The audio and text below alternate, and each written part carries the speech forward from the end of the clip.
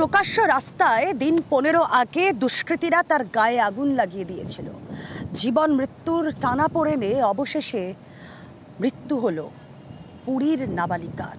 প্রকাশ্য রাস্তায় 3 দুষ্কৃতী তার গায়ে আগুন লাগিয়ে দেয়। ঝলসে যায় তরুণী। প্রথমে ভুবনেশ্বর এইমস, তারপর দিল্লির এইমসে স্থানান্তর।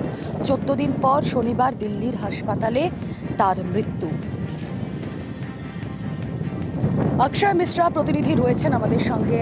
अक्षय, ये जो नाबालिग है इसका मौत हो गई है, 15 दिन हो गई है, मगर ये जो मूल आरोपी है ये अभी भी गिरफ्त से बाहर है। ऐसा क्यों?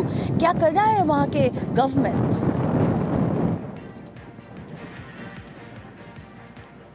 देखिए, जुलाई 19 तारीख को यहाँ पर जो बड़ंगा के बायाबर गांव में जो नाबालिग को किरोसिन डाल के जलाने की कोशिश की थी और उस घटना को लेकर सारा उड़ीसा में चर्चा हो रही थी और उस नाबालिग को दिल्ली एम्स में उसका ट्रीटमेंट चल रहा था, लेकिन कल उनका डेथ हो गया है।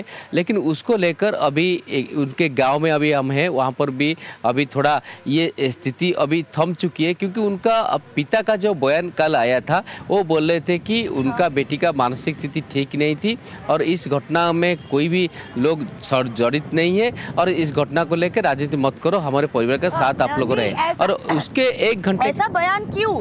ये क्या किसी के दबाव में आकर ये बयान दे रही है परिवार? जी देखिए, पहले चीज है कि जो एफआईआर हुआ था उसमें 3 लोगों का नाम था और जो चश्मदीद थे वो जो लड़की को रेस्क्यू किए थे वो भी बता रहे थे कि पीड़िता ने बोला कि 3 लड़का आके ये काम किया।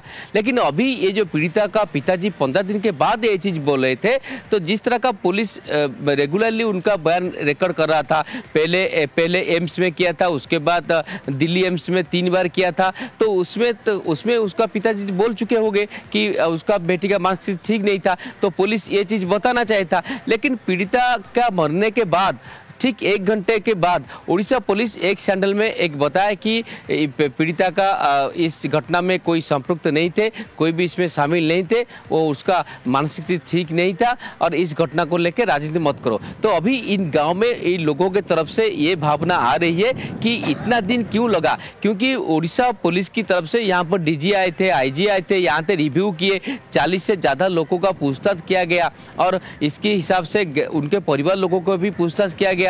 तो इस वजह से कि लोग यहाँ पर लोग जो है वो भी एक भय में। किसी से मैं उंगली उठाना चाहता नहीं, सब हैं आम नागरिक हो, चाहे हिंदू हो मुस्लिम हो, मेरी लड़की के लिए सब दुआ प्रार्थना किए हैं। मैं किसी से नाराज नहीं हूँ।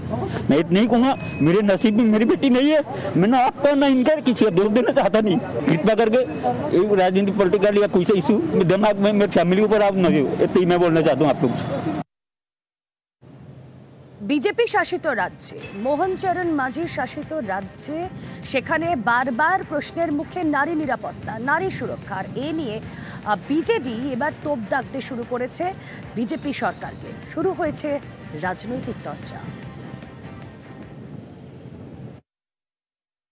एयरलिफ्ट किया, इमीडिएट एम्स भुवनेश्वर में माइनर गर्ल थी, उसको किरोसिन डाल के वो 3 अपराधी की बर्निंग करके मार देने की कोशिश किए थे, वो आज मर गया। बहुत बड़ा दुख की बात है।